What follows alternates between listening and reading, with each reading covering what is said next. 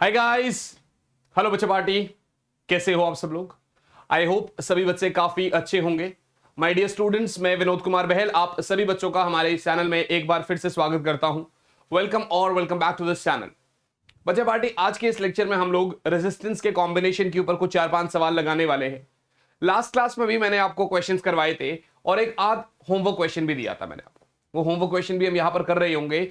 मेरी बस आप लोगों से ये रिक्वेस्ट है कि अगर पिछले लेक्चर्स नहीं देखे तो नीचे डिस्क्रिप्शन में प्लेलिस्ट है, वहां पर जाओ और पिछले लेक्चर देख कर आओ। और साथ ही साथ में अगर आपने ये क्वेश्चन जब तक अगर अभी तक सॉल्व नहीं करे तो आपके सामने जैसे ही आएगा कॉपी पेन उठाओ, वीडियो पॉज करो, उसका क्वेश्चन का आंसर लिखो।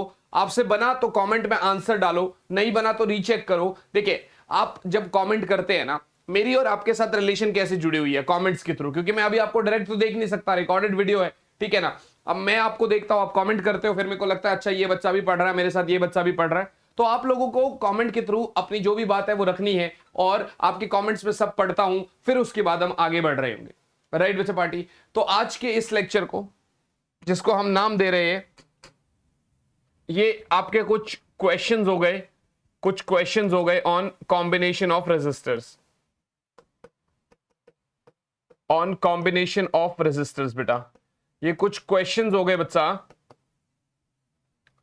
On combination of resistors. I hope this is clear.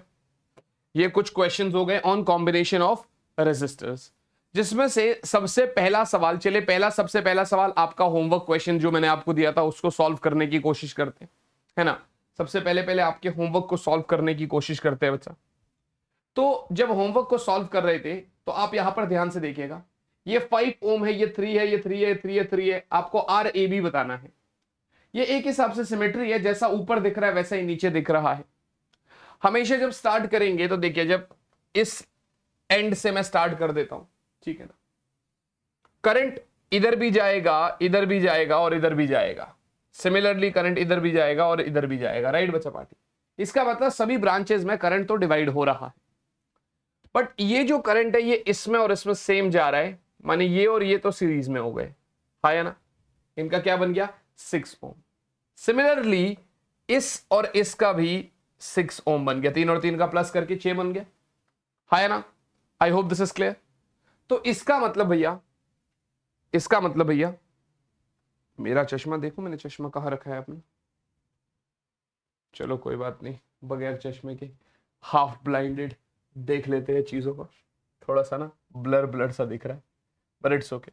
देखिए ये 3 है अभी, ठीक है ना, तो इसके पैरेलल में कुल मिला के 6 लग गया, ठीक है जी। और इसके साथ में तो यहां पर 3 ही है और इधर आपका 5 है, सही है।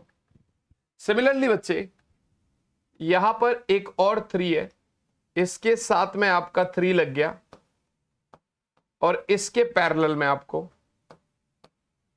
फिर वही है 6 ओम लग गया। क्या मेरी बात समझ में आ रही है? माने इन दोनों को हटा के एक बना दिया।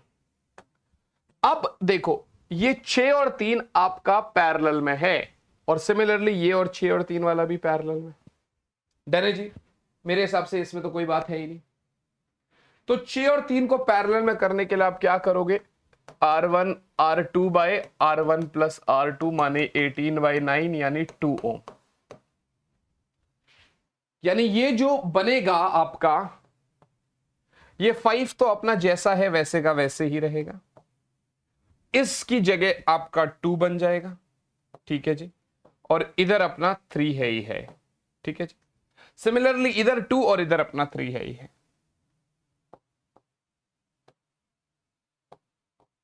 ठीक है ना। सो 2 + 3 5, 2 + 3 5, यानी 3 5 वाले रेजिस्टेंस पैरेलल में आ गए। 5 then 5 then 5. Now I can say this is A, this is B. Now I can say that R across AB, 3 same resistance है तो R/N होता है, इधर 5/3 हो गया ओम, ठीक है जी। ये क्वेश्चन था, होमवर्क क्वेश्चन दिया था मैंने। 2 या 3 बच्चों ने ही इसका आंसर कमेंट बॉक्स में डाला था, 2 या 3 ही ऐसे बच्चे थे जो कह रहे थे कि हाँ सर इसका आंसर ये है, बाकी अभी तक किसी ने इसका आंसर कमेंट बॉक्स में नहीं डाला। आप देख लो।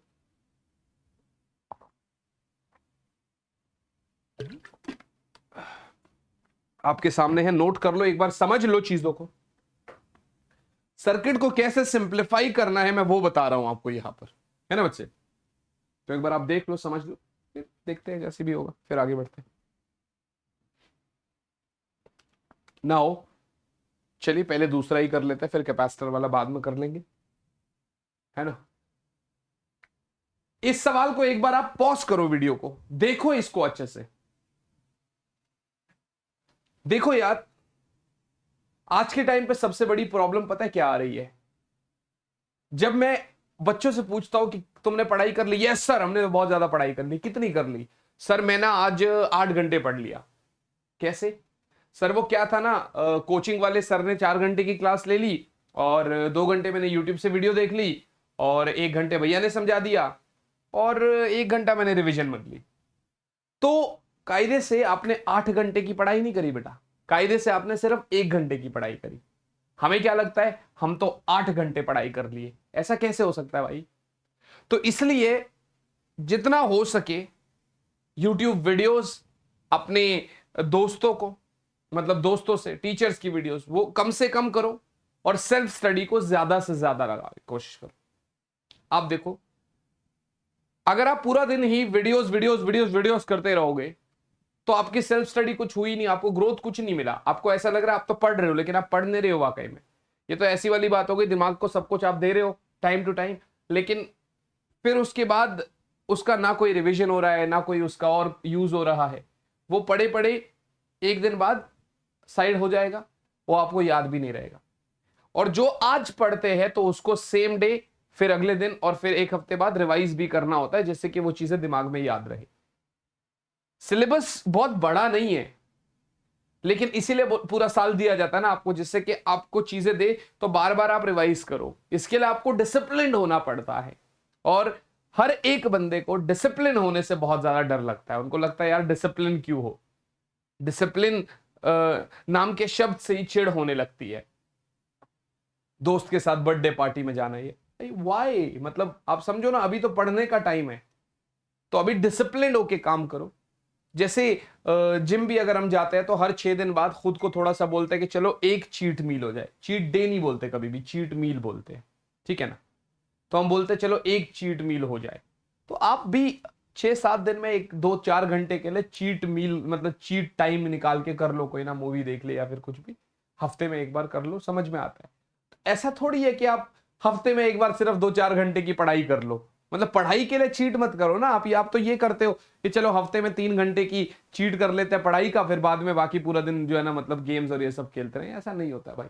12th क्लास है, जुलाई का मिड आ चुका है, आपको पढ़ना पड़ेगा, दबा के पढ़ना पड़ेगा और अपने अपने आप को समझना पड़ेगा। अभी टाइम आगे फिर ऐसे निकलता जाएगा, पता भी नहीं चलेगा, है ना? चले, सो दिस इज 4 ओम, 15 ओम, 30 ओम, 15 ओम। जब ऐसा होता है ना तो यहां से मैं करंट निकाल देता हूं, ठीक है ना? यहां से मैं करंट निकाल देता हूं,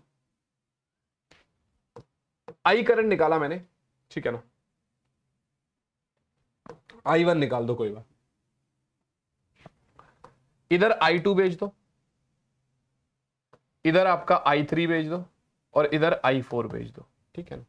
कोई किरचॉफ नहीं लगाना आपको, R A B R equivalent बताना है पहले। तो करंट अलग अलग जा रहा है, इनमें करंट अलग अलग जा रहा है, इसका मतलब ये तीनों तो आपके पैरेलल में है, राइट? इसका मतलब ये तीनों तो आपके पैरेलल में। तो पहले इस वाले हिस्से को सॉल्व कर लेते हैं, ये ए बी वाले हिस्से को, ठीक है जी? माने आर अक्रॉस ए बी निकालना है पहले तो उसके लिए वो वाला फॉर्मूला लगेगा ना, पैरेलल वाला, यानी 1/r across A B is equals to 1/15 plus 1/30 plus 1/15। भाई डिनोमिनेटर में 15 30, 15 का 30 आ गया, ये 2 plus 1 plus 2, so 1/r across A B. So r across A B is equals to 30/5 मानी 6 ओम, यानी ये वाला 6 बन गया। इस सर्किट को जरा सिंप्लीफाई करते हैं। 4 ओम, 6 ओम, 10 वोल्ट की बैटरी है, दैट्स इट। यहां से कुछ I1 करंट जा रहा था, तो बड़ा ऑब्वियस सी बात है अब दोनों में करंट I1 ही जाएगा, ठीक है। अब आपका ये दोनों सीरीज में हो गए क्योंकि करंट सेम जा रहा है। So now R equivalent is 4 + 6 मानी 10 ओम, और ये बात मुझे समझ में आ गई सर, R इक्विवेलेंट इज 10 ओम, और ये बात मुझे समझ में भी आ गई। R इक्विवेलेंट कितना है, 10 ओम है, ये बात मुझे समझ में आ जाती है। फिर इसने पूछा करंट अक्रॉस ईच रेजिस्टर, हर एक रेजिस्टर क्या, मतलब I1 I2 I3 I4 निकालना है। पहले तो पूरा ये जो I1 है ना ये निकलेगा, है ना, तो I1 is equals to E by R equivalent, E is 10, R equivalent is 10, माने टोटल कुल मिला के 1 एम्पेयर करंट चला गया, सॉरी ओम नहीं 1 एम्पेयर, यानी टोटल कुल मिला के ये कितना है भैया, टोटल कुल मिला के जो जा रहा है वो 1 एम्पेयर करंट जा रहा है, ठीक है ना। वो कितना जा रहा है, 1 एम्पेयर करंट जा रहा है। 1 एम्पेयर गया, ये 1 एम्पेयर यहां पर डिवाइड हो जाएगा, ठीक है ना, ये 1 एम्पेयर यहां पर डिवाइड हो जाएगा, कुछ इसके पास जाएगा, कुछ इसके पास जाएगा और कुछ इसके पास जाएगा। बेसिकली 15 30 15 है, ठीक है ना। ऐसा मानते हैं कि जैसे 4 हिस्से कर लेते हैं या 5 हिस्से कर लेते हैं, तो 2 हिस्से इसके पास जा रहे हैं, 1 हिस्सा इसके पास, 2 हिस्से इसके पास, समझ रहे हो, क्योंकि ये 15 ओम है, ये 30 है और ये 15 है, ऐसे करके सोच सकते हैं। या तो आप या तो आप ऐसा कर लो कि इस पूरे कॉम्बिनेशन के अक्रॉस जो है 1 एम्पेयर ही जाएगा ना। देखो ये 4 है, इसका 6 ओम जो था इसके अक्रॉस भी 1 एम्पेयर जा रहा था और इसके अक्रॉस भी 1 एम्पेयर जा रहा है ना, ऐसा ही था। पूरे के अक्रॉस 1 जाएगा तो अब वो 1 डिवाइड होगा, और पैरेलल में पोटेंशियल तो सेम रहता है, पैरेलल में पोटेंशियल तो सेम रहता है ना। तो आप कैसे करोगे, तो इसको कुछ इस तरीके से ही कर लो आसानी से, करंट डिवाइडर से। ये 15 है, ये 30 है, ये 15 है, जितना ज्यादा रेजिस्टर उतना कम करंट। अगर मैं 5 हिस्से डिवाइड कर दूं इसके, एक के तो 0.2, उसका 2 हिस्सा इसके पास जाएगा, 1 हिस्सा इसके पास, 2 हिस्सा इसके पास, मानी I2 जो हो जाएगा वो आपका 0.4 एम्पेयर हो गया, I3 जो हो जाएगा वो 0.2 एम्पेयर हो गया, और I4 जो हो गया वो 0.4 एम्पेयर हो गया, है ना। क्या मेरी बात समझ में आ रही है? आई होप दिस इज क्लियर। कैसे पता चला, कैसे पता चला, ऐसे कि इसके अक्रॉस जो पोटेंशियल डिफरेंस है वो 4 वोल्ट है, और इस वाले के अक्रॉस जो पोटेंशियल डिफरेंस है वो 6 वोल्ट है भाई, V is equal to IR। तो 6 6 6 पैरेलल में 6 वोल्ट है, या तो आप वैसे निकाल लो I is equal to V by R, 15 मतलब वो क्या कहते हैं 6 by 15, 6 by 15 is 2 by 5 which is 0.4, इधर आप कर लो 6 बाय 30 विच इज 1 बाय 5 मतलब 0.2, चाहे तो आप वैसे कर लो, लेकिन मैंने थोड़ा आसानी से बताया। पहले आपने क्या किया, पहले आपने R इक्विवेलेंट निकाला इसका विच इज 6 ओम। दूसरा अब आपको यह देखना है कि पोटेंशियल कैसे निकालूंगा मैं, मतलब या तो पोटेंशियल मिल जाए, तीनों का पोटेंशियल सेम ही रहेगा। तो फिर मैंने क्या किया, पूरा पोटेंशियल अगर 10 वोल्ट है तो इसके अक्रॉस 4 वोल्ट, तो इसके अक्रॉस 6 वोल्ट, मानी इसके अक्रॉस भी 6 वोल्ट, इसके अक्रॉस भी 6 वोल्ट, इसके अक्रॉस भी 6 वोल्ट। अब या तो आप वो वाला फॉर्मूला निकाल लो, I2 is equals to V by 15, I3 is equals to V by 30, I4 is equals to V by 15, तो ये आपका हो जाएगा 6 बाय 15, 6 बाय 30, 6 बाय 15। चाहे तो आप ऐसे निकाल लो, अदरवाइज थोड़ा सा स्मार्टली सोचने के लिए कि ये भी 15, ये भी 15, ये भी 30, माने इसके पास आधा करंट जाएगा, इसके पास डबल जाएगा, तो डबल डबल और आधा, यानी जो करंट आया उसको 5 हिस्से में डिवाइड कर दो, 2 हिस्से उनके पास भेज दो, 1 हिस्सा एक दूसरे के पास भेज दो। ये आप ऐसा स्मार्ट वे में सोच सकते हो। क्वेश्चन समझ में आ गया होगा आप लोगों को मेरे हिसाब से, है ना। प्लीज नोट डाउन करिए, फिर आगे बढ़ते हैं अगले सवाल की तरफ। नोट कर लिया होगा आपने। अगला सवाल देखिए, ये बड़ा प्यारा क्वेश्चन है ये वाला, कैपेसिटेंस के अक्रॉस। कह रहा है यार सर्किट में ना कुछ दिख रहा है हमें, find the potential difference across the circuit. आपको सर्किट के अक्रॉस, सॉरी कैपेसिटर के अक्रॉस, मानिए आपको VCF बताना है, मानिए ये वाला यहां से लेकर, चाहे VCE बोल लो, ठीक है ना। आपको बेसिकली देखते हैं अभी क्या है, मतलब आपको VCE बताना है वैसे तो, ठीक है, ठीक है ना। मैं आपको एक बात बताऊं, जब कैपेसिटर फुल्ली चार्ज हो गया तो उसके अक्रॉस कोई करंट पास ही नहीं होगा, है ना। जब आपका कैपेसिटर स्टेडी स्टेट में आ गया ना, मानी फुल्ली चार्ज में हो गया, तो अब उसको उसके अक्रॉस मतलब अब वो और चार्ज फ्लो नहीं करेगा ना अपने अक्रॉस। तो ऐसे क्वेश्चन में ना आपको सोचना पड़ता है। फिर आपको ये वाला जो चीज है ना, जब यहां करंट ही नहीं जाएगा तो इसको हटा ही दो भाई, नहीं समझे? जब इस वाले एरिया में करंट ही नहीं जाएगा तो हटा दो भाई, क्योंकि फुल स्टेट मतलब यार यहां पर ना इसने लिखा नहीं है, बट ये एक्चुअली क्या है, स्टेडी स्टेट की ही बात कर रहा है। बट ये एक्चुअली स्टेडी स्टेट की ही बात कर रहा है। और कैपेसिटर जब आपका फुल्ली चार्ज होता है उसके अक्रॉस करंट और फ्लो नहीं करेगा। जब ऐसी बात है तो अब आपका ये जो सर्किट बन रहा है ये कुछ इस तरीके से बन रहा है। 3 ओम, ठीक है जी, 3 ओम, ठीक है जी, 3 ओम, then 3 ohm. Okay, this is C, this is F, and this is your battery 15 volt.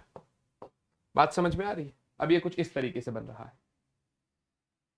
अब अगर आप ध्यान से देखोगे बच्चे, अब अगर आप ध्यान से देखोगे, यहां से अगर मैं I करंट भेजूंगा तो इसके अक्रॉस अगर मैं I1 भेज रहा हूं तो इसके अक्रॉस I माइनस I1 जाएगा, सेम इधर भी आएगा और इधर से फिर अपना I ही जाएगा, क्योंकि देखो I माइनस I1 जंक्शन पे और I1 which is I only, I ही आएगा। So I will say, in that case I will say, ये 3 और 3 तो आपका सीरीज में हो गए, मतलब 6 ओम लग गया इसका। तो अगर मैं इस पूरे को थोड़ा सा छोटा कर देता हूं, ज्यादा छोटा हो गया, इतना हो गया तो मैं दिखेगी, हाँ ठीक है, अभी ठीक है। अगर इस पूरे को मैं ऐसे लिखता हूं तो ये कुछ इस तरीके से बन सकता है। 3 और 3 का 6 बन गया। So this is like 6, then this is 3, and this is again 3, और ये बैटरी लगा दी,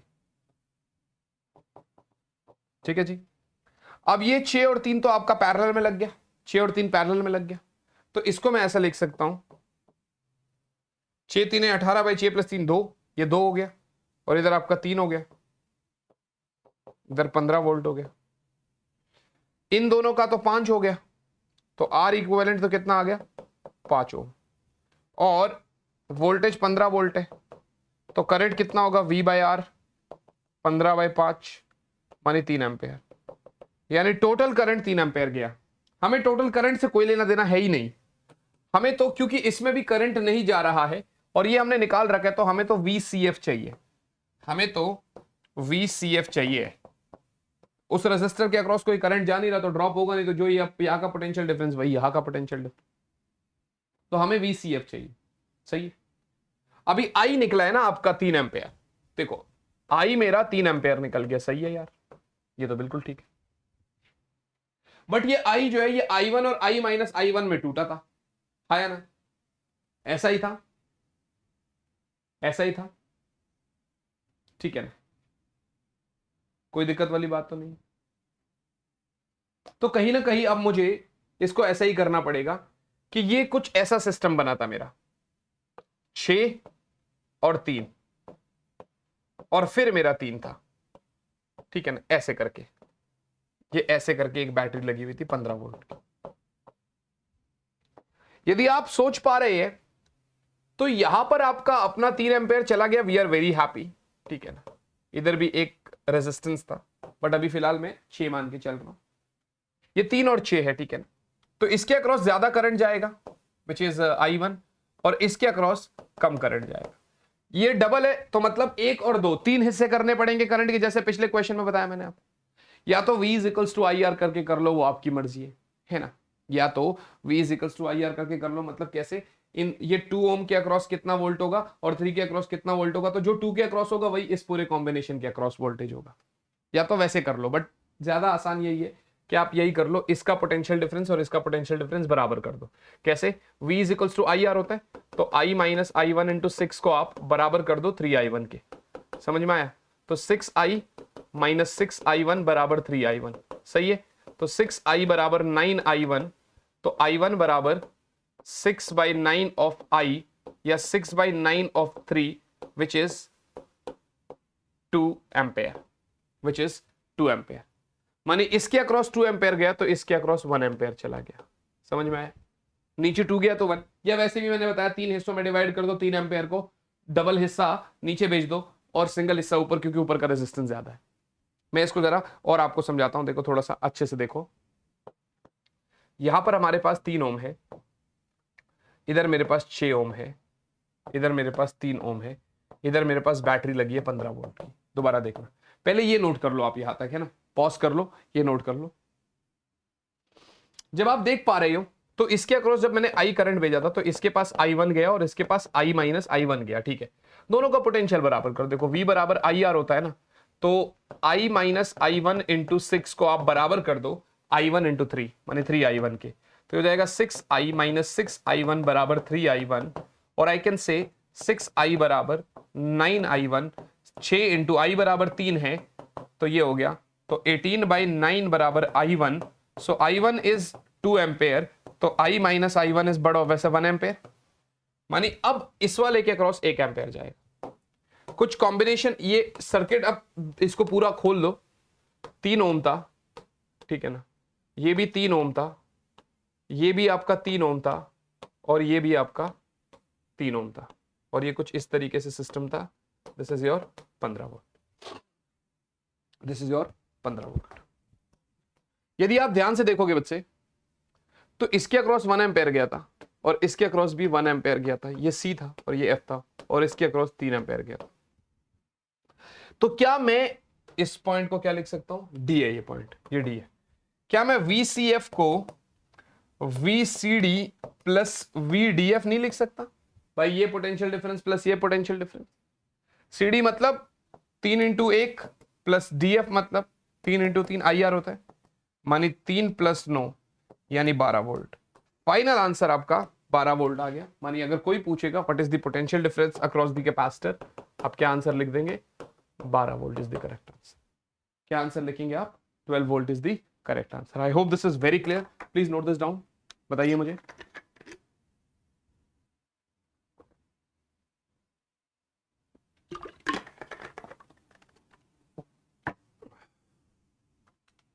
हाँ जी बच्चा party, is it clear to you all, क्या तक समझ में आ गया, नोट कर लो। तो ऐसे क्वेश्चंस अक्सर आते हैं, आपको इसको सॉल्व करने पड़ेंगे, आपको खोलने पड़ेंगे और फिर करना पड़ेगा, राइट है जी। अब एक ये क्वेश्चन है, ठीक है ना, अब एक ये क्वेश्चन है जो मैं आपको देने जा रहा हूं, बड़ा सिंपल है, मैं आपको तरीका बता रहा हूं फिर आपको सॉल्व करना है, ठीक है। देखो ये R और R, ये R और ये R, तीनों पैरेलल में लगा दो बस, R parallel, R parallel, R parallel.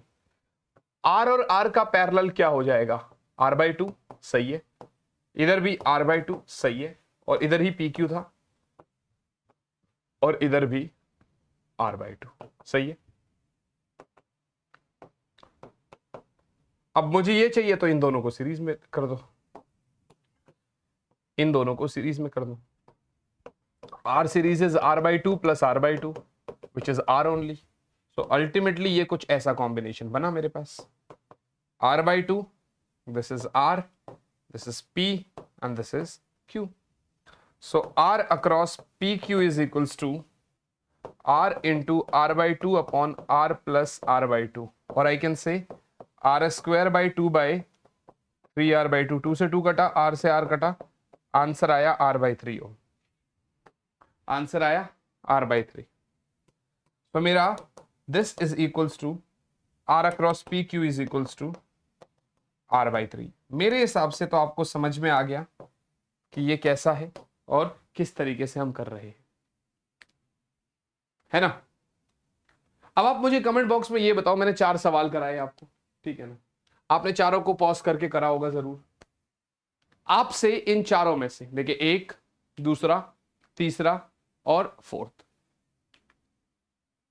इन चारों में से आपसे कितने सवाल खुद से बने थे, और ये एक 5वां सवाल है। देखिए ये आपका, जैसे मैंने कैपेसिटर में भी कराया था, तो इससे मेरा थोड़ा सा लालच ये है कि आप मेरा कैपेसिटर का कॉम्बिनेशन वाला वीडियो देख लोगे तो वहां पर आपको ऐसा ही कुछ कराया हुआ मिल जाएगा, यदि आपसे नहीं बन पाया तो।